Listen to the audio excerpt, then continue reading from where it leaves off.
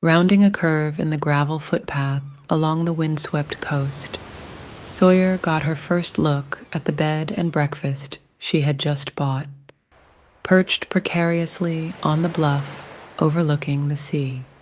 Finally, belatedly, it dawned on her that Flipbuzz had used a stock photo of a generic New England B&B. What she saw before her was a relic of a bygone era, its weathered clapboard siding bearing the patina of time and salt air. It was not the pristine white, homey structure with crystal-clear windows, inviting lamplight emanating from between gossamer curtains she had seen. She knew that even with a fresh coat of paint or a tendril of smoke rising from the chimney, the B&B in front of her would not match the one from the photo. It was simply not the same building. Sawyer opened her mouth to say something, glancing at Emily Fothergill on the gravel path beside her, but the lawyer spoke first. "There it is, beyond the buoy." "Oh, beyond the buoy. B&B, I get it." Fothergill nodded approvingly. "Mr. Wellesley would think it was a good sign that you got the joke so fast."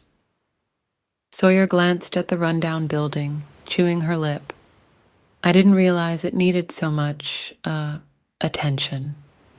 Fothergill waved her comment off. "It just needs some paint, and new windows, and wiring." Sawyer laughed resignedly.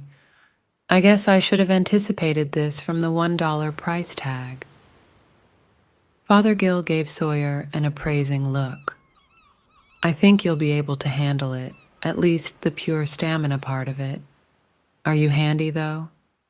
"I'm not experienced with projects like this," Sawyer said, "but I can learn."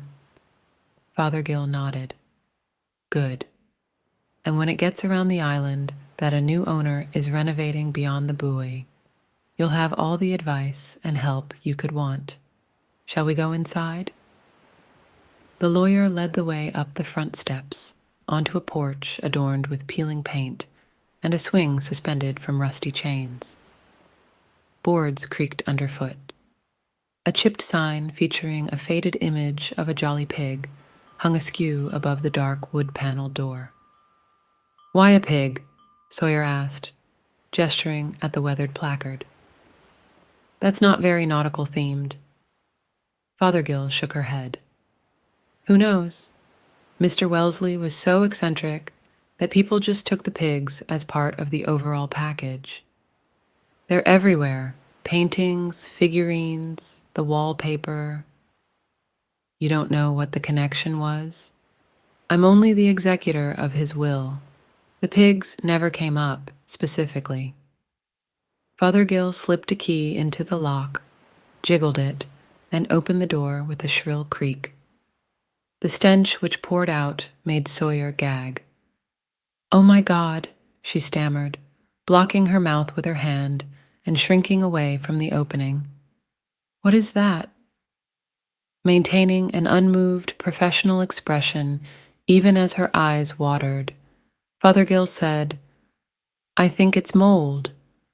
I remember Mr. Wellesley went to Florida for the winter a couple years ago. While he was gone, the pipes froze. He arrived home in the spring and had to deal with the aftermath of all the leaks before the tourist season started. I remember people on the island talking about this. He was devastated, but he managed to fix it himself. Maybe he should have hired a professional because I think he missed something, and the neglected mold has evolved into a new form of supermold." Fothergill nodded somberly. "The place has been locked tight for months. Hopefully, airing it out will make a difference." "Let's hope," Sawyer said. She uncovered her mouth, venturing another breath of the noxious miasma spilling from beyond the buoy. She screwed up her face. "Yeesh, abombao." Fothergill smirked at her. "You speak Spanish?" Sawyer shrugged. "A bit. My best friend is Puerto Rican, and she taught me enough to voice my displeasure in most situations. Fothergill chuckled. All I know is come mierda. That's all you need, Sawyer said.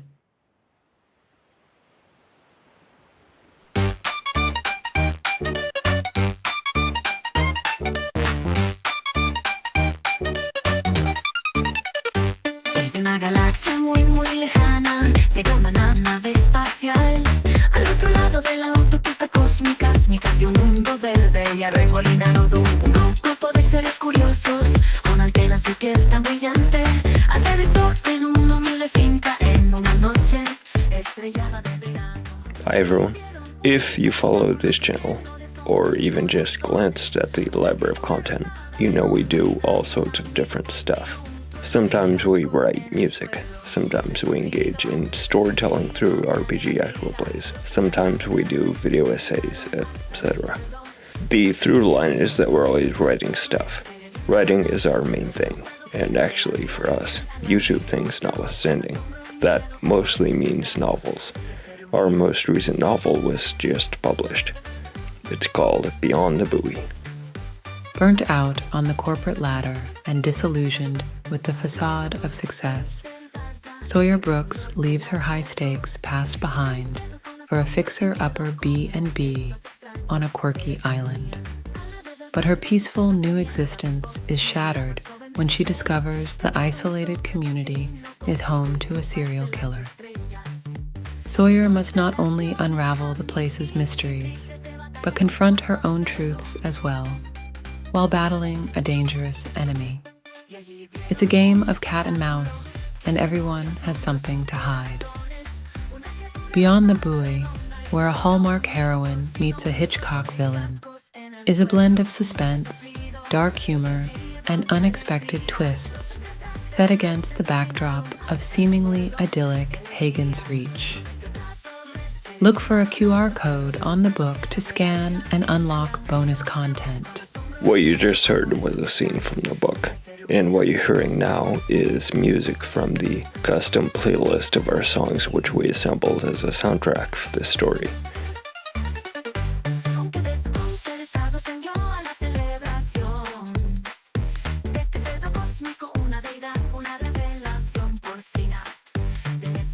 Which you can access through a QR code on the physical book, or if you have the ebook version, through a link in the description of this video. And of course, if you don't even have the book and just want to hear the music, that's fine too. The link works either way, and there's no law about when you can click on it.